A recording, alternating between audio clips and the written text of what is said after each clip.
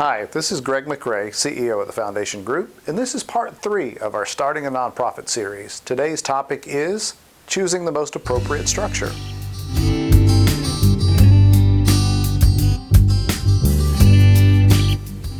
Well, let's assume you have a good handle on what your nonprofit is going to do, and you understand that this new nonprofit is really something that you steward, not own.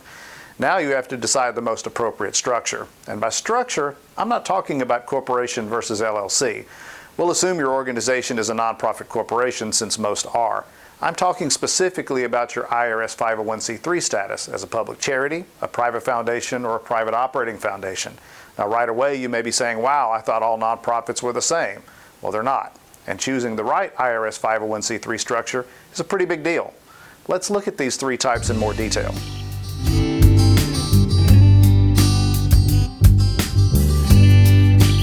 First, let's talk about a public charity. This is the organization most people think of when they think about a nonprofit.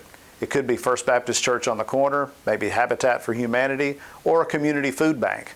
A public charity is the feet-on-the-street type of organization that provides a direct charitable service. It is also the 501c3 type that has the most favorable treatment by the IRS in a lot of ways, including the highest limits on tax deductibility for donations. But like everything in life, there are trade-offs to this choice. Public charities need to have a fairly diverse board of directors and a broad base of overall donor support. So let's look at the other choices.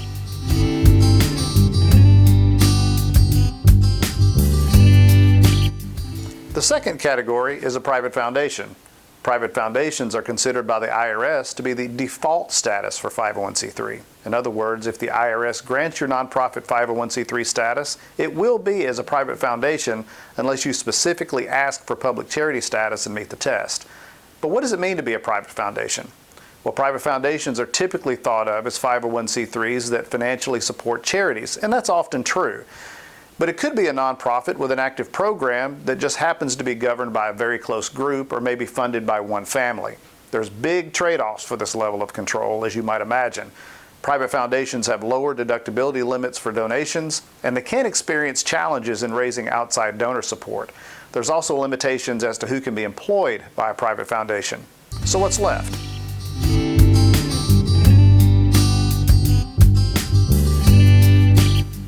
The third category is a private operating foundation. As the name implies, it's a hybrid of sorts between the other two.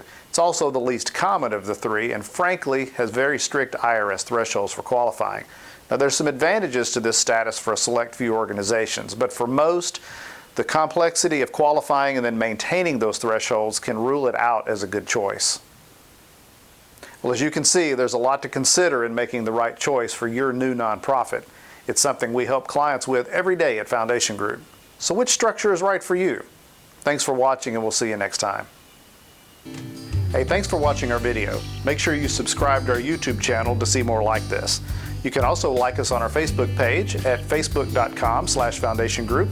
You can follow us on Twitter at twitter.com/Foundation Group, and you can always find us on the web at 501c3.org.